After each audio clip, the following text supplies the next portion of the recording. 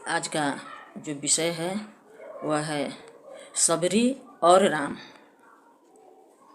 संतन होते जगत में को जानत भगवान, कीट स्वान सम बीतता जीवन मनुज महान।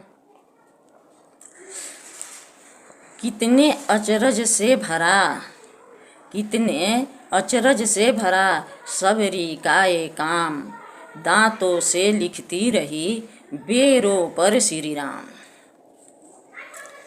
सबरी प्रेम, करुणा, तपस्या, भक्ति और प्रेरणा की मूर्ति थी। पौराणिक कथा के अनुसार सबरी का असली नाम सरमना था। वह भील समुदाय की सबर जाति की थी। जब 12 वर्ष की सबरी हुई तो उसके पिता उसकी शादी ठीक कर दिए।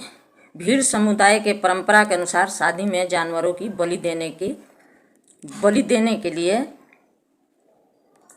एकत्रित बेजुबान जानवरों को देखकर सबरी को दया आ गई, या कहिए बैराग हो गया।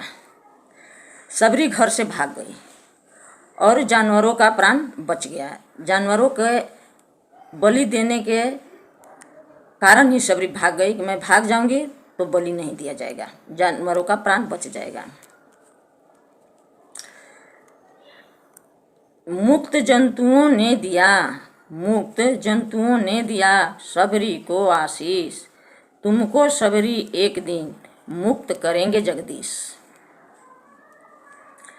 सबरी घर से भागकर दंडकारण्य वन में ऋषि मतंग के आश्रम की सेवा करने लगी।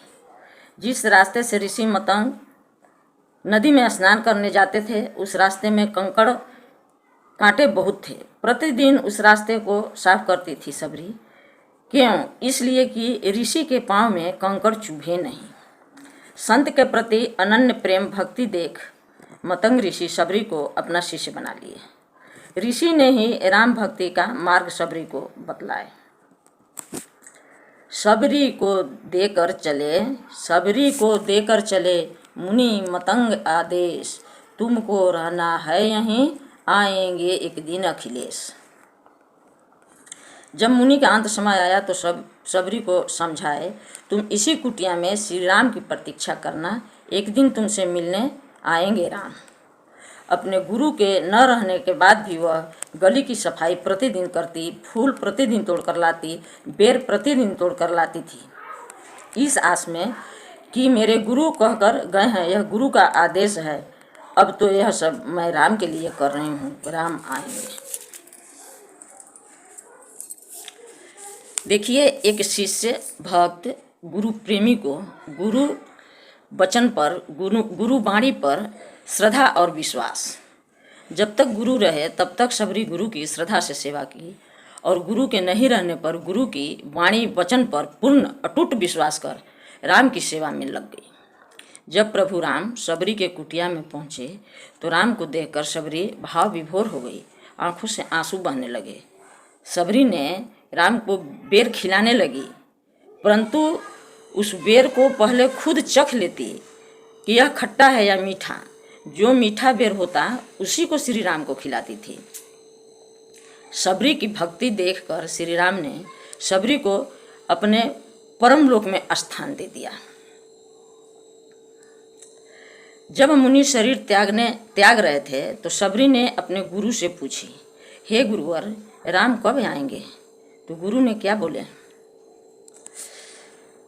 सबरी, अभी तो राजा दशरथ की शादी ही नहीं हुई है, लेकिन राम आएंगे। गुरु सेवा, गुरु भक्ति से राम मिले, इसे कहते हैं गुरु और भगवान दोनों में निष्काम भक्ति। सबरी को अपने गुरु पर पूर्ण विश्वास था। गुरु कह कर गए हैं तो राम आएंगे और वही मुझे मुक्त करेंगे यहाँ से। गुरु के वचनों पर विश्वास करके सबरी ने राम की इंतजार की और राम आए और उसे मुक्त किए, अपने लोक में पहुँचाए। तो इसे कहते हैं निष्काम भक्ति। भक्ति इस तरह का हो और गुरु के वचन पर विश्वास सबरी जैसा हो तो प्रभु मिलेंगे, भगवान मिलेंगे। इतना ही कह के हम अपने वाणी को विराम देती हूँ। बोलिए सद्गुरुदेव भगवान की जय।